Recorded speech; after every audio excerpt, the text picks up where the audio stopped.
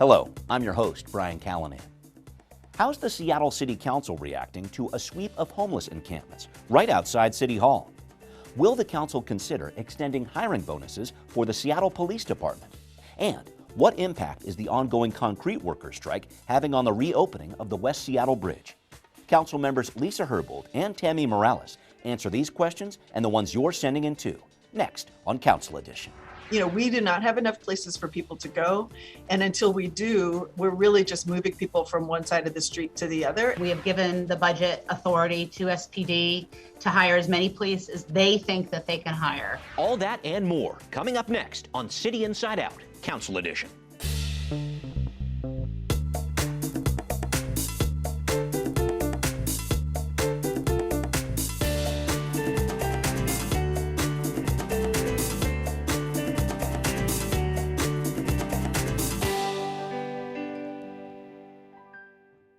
And here we go from Council District 1. We have Lisa Herbold with us. Thank you very much for being here. We also have with us from District 2, Tammy Morales. Thank you for being here as well, Councilmember Morales. Councilmember Herbold, I want to start with you. We are recording this show as city workers are starting to return to in-person work at City Hall. We're seeing an end to indoor mask mandates at city and county buildings as we get into early April here. How are you approaching this transition out of pandemic emergency mode, especially with reports of new COVID variants like BA2 coming our way? We had one viewer who wrote us about this. Why did the mask mandate end when vaccine rates aren't high enough for complete herd immunity and people are still getting and spreading various forms of COVID? Some thoughts on this? So my office has been in frequent contact with the council president's office, most recently this week, asking about their plans for the department. The council president sort of manages the department and what her timeline is for us returning to work. I'm looking forward to hearing their plans for the legislative branch. Okay. Keep in mind that resuming council meetings themselves have some additional complexity, moving to a hybrid, needing both to be open to the public and to allow for remote attendance. And I'm definitely supportive of folks coming back to the building and holding council meetings in person, as long as there's an option for remote participation for both council members and the public who need it. And on the mask mandate issue, I recognize that the majority of city employees have been working in person for many months. But for those who've been working remotely and are coming back, I understand why it's difficult to think about coming back to the offices and dropping the mask requirement simultaneously. So I have checked again that the council president's office is working on this and working specifically on the plan for a post April 4th guidance on the mask mandate for us. Got it. And I'm looking forward to having Council Edition back in person very soon. We hope that happens very soon. Councilmember Morales, I'll go to you next on this one. A new COVID testing site was recently opened in your district in Columbia City on March 14th. I want to talk about the importance of that site and really what are you telling your constituents about the future of the COVID emergency? Sure. Well, I'm excited about it too. I think it's really important that we do have a testing site that remains in the South End. So this is a partnership between the University of Washington and Seed and Homesite, which are co-located nonprofits that work on housing issues, but they have a perfect parking lot in their spot on Rainier Avenue. So, yeah, we had a grand opening this week. There's already a steady stream of people coming through. And I think that is a reflection of the fact that people understand that we don't know when this is going to end. There are new variants. People still need to get tested. Even if folks are vaccinated and boosted, we know that people can still contract COVID-19. And so it's important that people have the opportunity and a place nearby that they are able to go get tested and that they can get the care that they need if they end up testing positive. Great, thank you for that. Councilmember Morales, I'm going to stick with you for a question about some activity just outside City Hall and Westlake Park and in the Chinatown ID neighborhood just a few days before we're recording the show. I'm talking about sweeps of homeless encampments without much notice, which are happening a lot more frequently during the Harrell administration. I've received a few messages on this. I know your office is too. Here's a sample of a few of them. Eric writes this: Mayor Harrell is clearing encampments from public spaces that had become trashed and unsafe. My African-American daughter can now feel safe attending Seattle Central for nursing. But we've also got messages from groups like Stop the Sweeps on Twitter saying every sweep the city does is brutal and inhumane. I want to talk about this. Some of your thoughts on what the mayor is carrying out when it comes to unauthorized encampments of homeless people. What I will say about this is what I've been saying for even before I was a council member and sat as a human rights commissioner, which is that I think sweeps are inhumane. My position on that hasn't wavered. And in fact, I did urge the mayor to reconsider that decision to reinstate sweeps. We do not have enough places for people to go. And until we do, we're really just moving people from one side of the street to the other. And this is the problem that we hear from small businesses, from folks in the surrounding neighborhoods when these things happen, is that they come back. And there's a very clear reason for that, which is that we don't have enough places for people to go. So that's, how I feel about sweeps. The bigger issue is that we still need to invest in services, in street outreach, in providing people with an opportunity to be referred to the services that they need, whether it's, substance abuse or people with high behavioral needs. We have a lot of work to do. I am thankful that the new King County Regional Homeless Authority is beginning to work on these issues. We had a presentation in the Homelessness Committee just this week. Right. This week.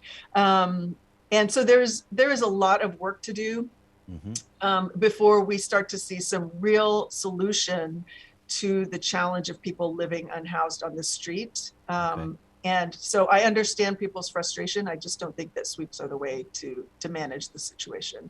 Got it. Thank you for that. And Councilmember Herbold, maybe I can follow up on the King County Regional Homelessness Authority and try to figure out how the sweeps that we're having reckon with what the RHA is trying to do, because from the reports I've seen, the RHA didn't even know these sweeps were even happening. And this is the group that says it's really focused on essentially eliminating homelessness downtown by this time next year. What impact do you see these sweeps having, and what impact will they have on the outreach work of the RHA?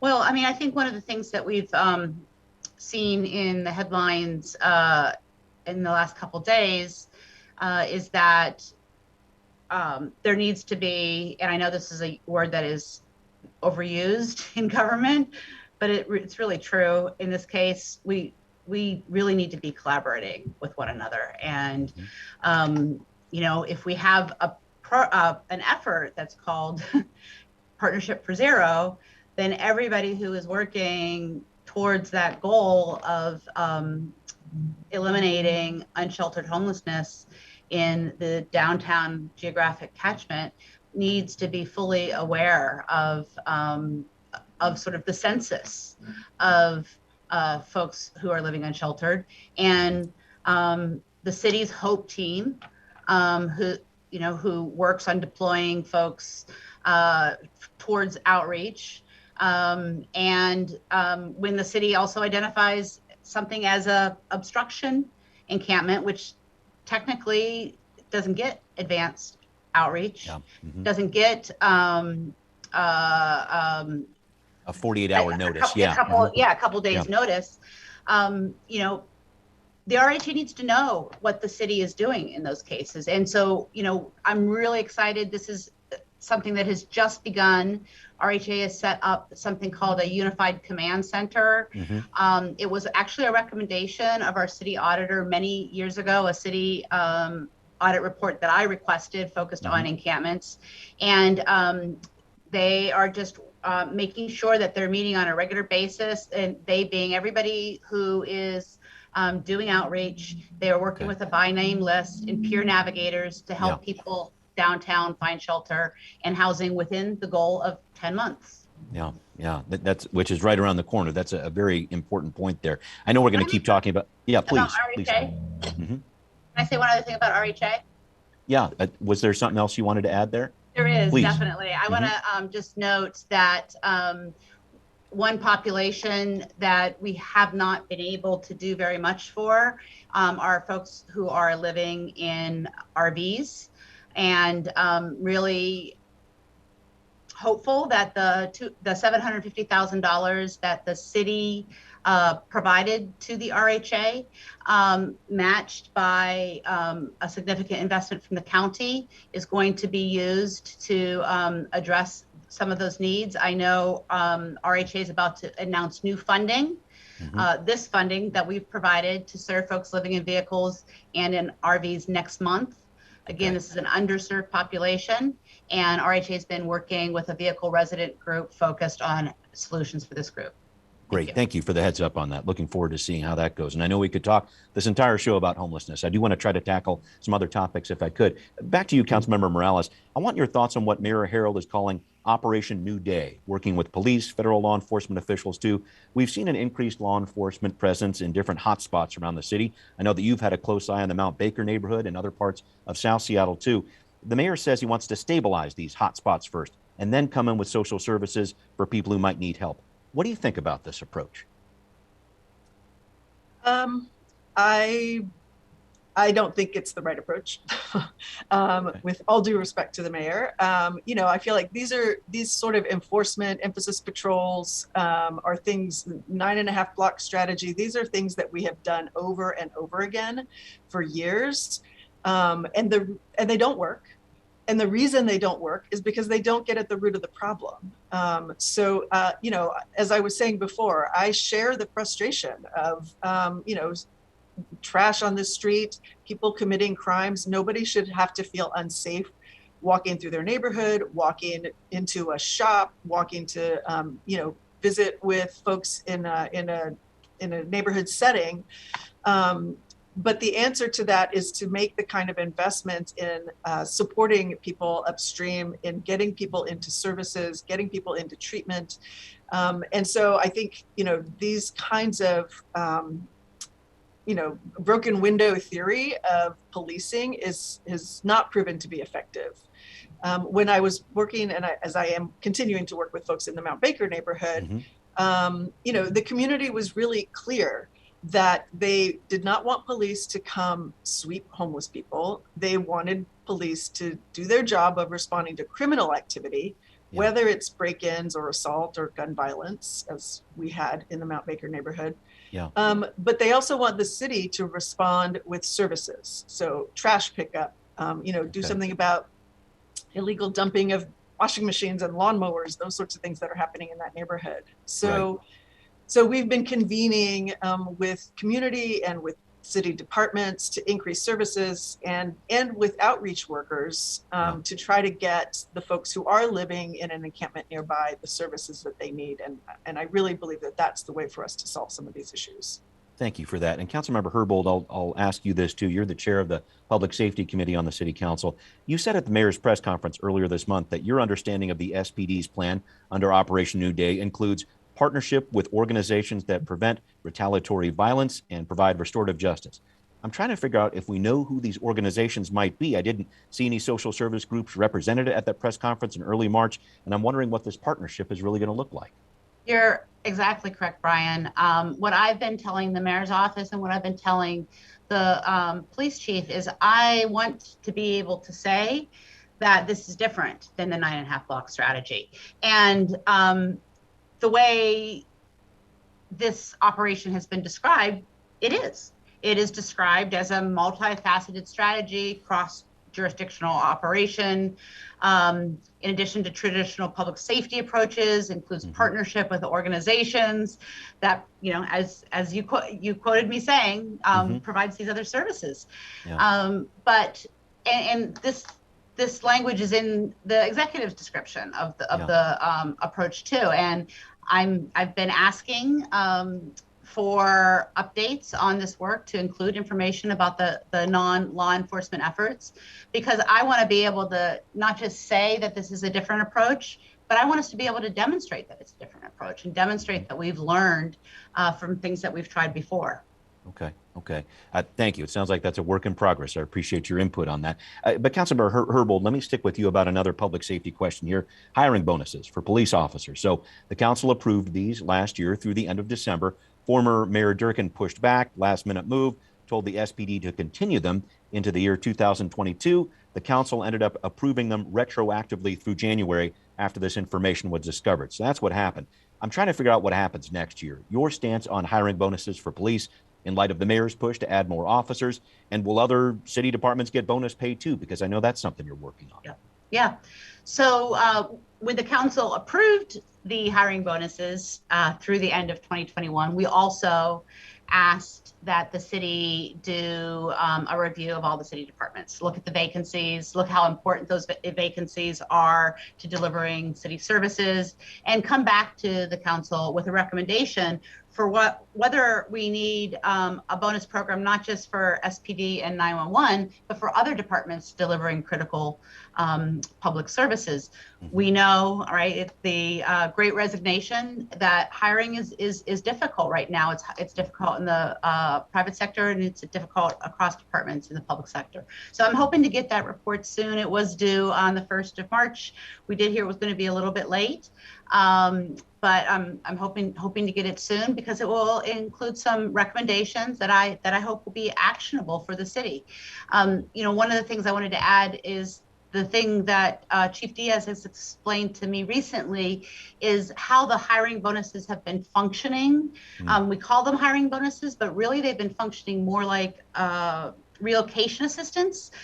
They're really useful when trying to do a lateral hire from another jurisdiction in a different part of the country. Sometimes somebody whose earnings are not as high as what you would make as a police officer in Seattle. And so people don't have the $10,000 it costs to move across the country saved up. Interesting. So that might be a different way to sort of think of these hiring bonuses for citywide departments.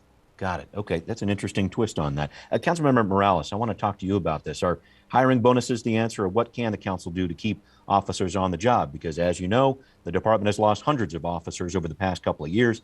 Interim Chief Diaz is saying the SPD is at crisis levels in terms of the number of officers that Seattle has right now. Your thoughts on the loss of officers, what the chief is saying, and how to recruit and retain officers going forward?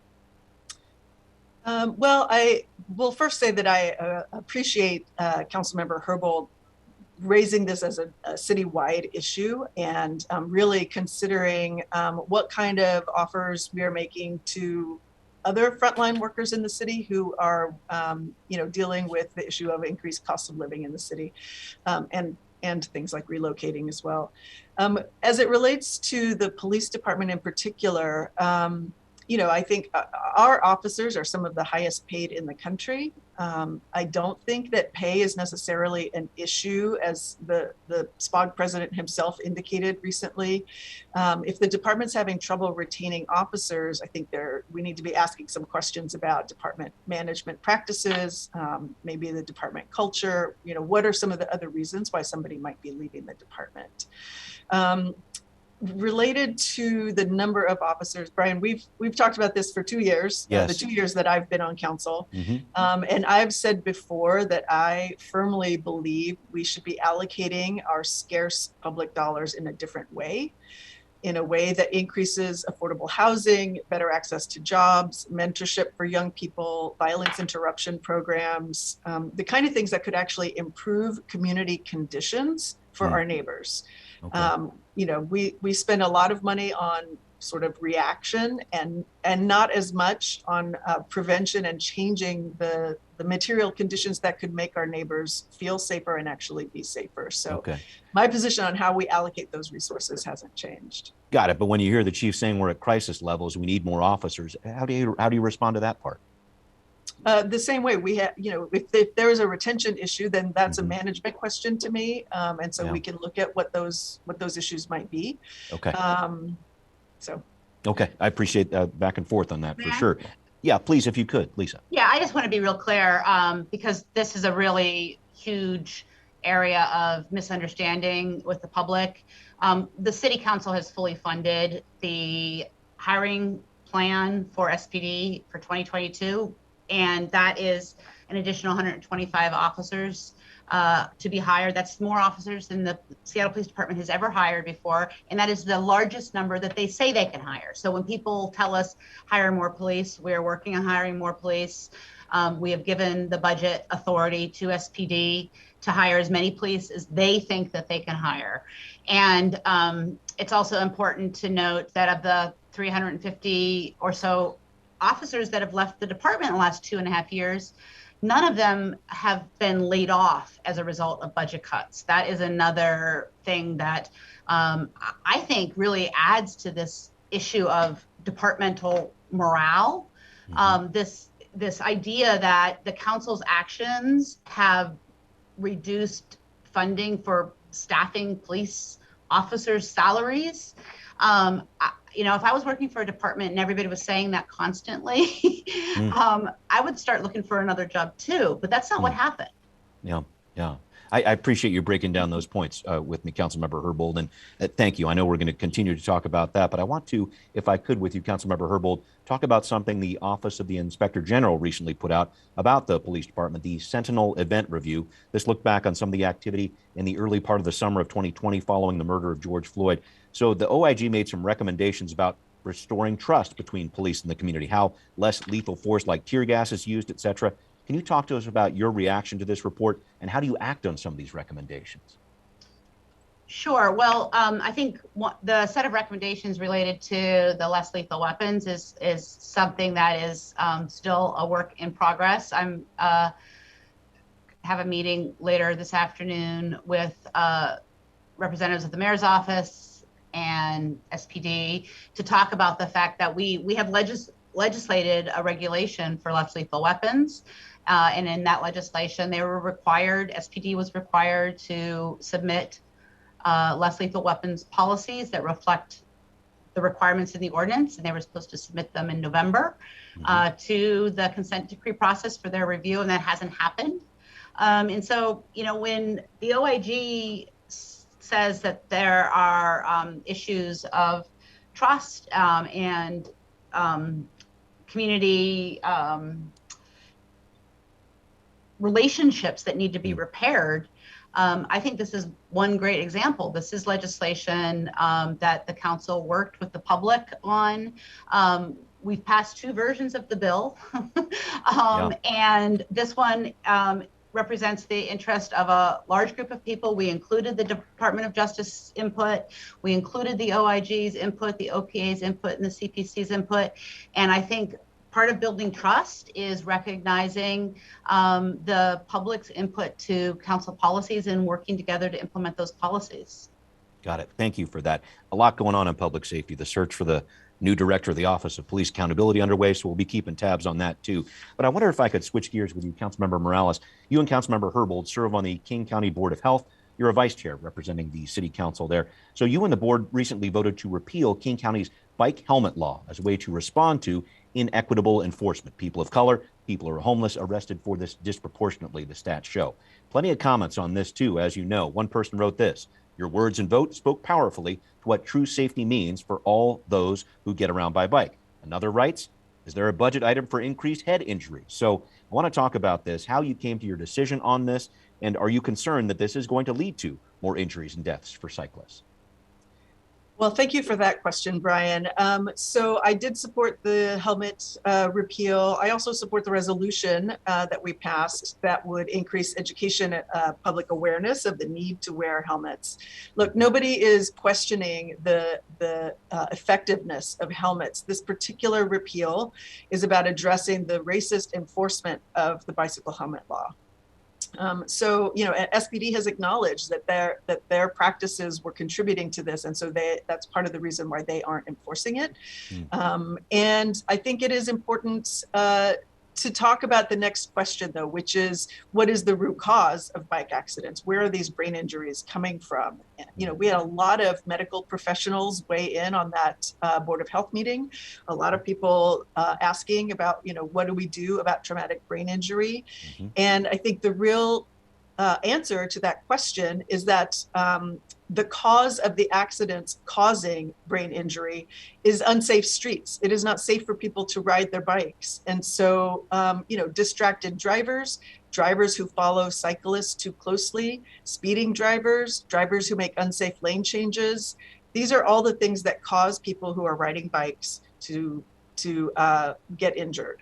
And so my hope is that the medical professionals who called in about this will be equally vocal about asking for safer streets, for protected bike lanes, for lower vehicle speeds, for designing our streets in such a way that it is safe for people who cannot drive and who need to get around their neighborhoods in a different way to be on the road, and that we are doing the public education for drivers about how important it is to share the road safely with people.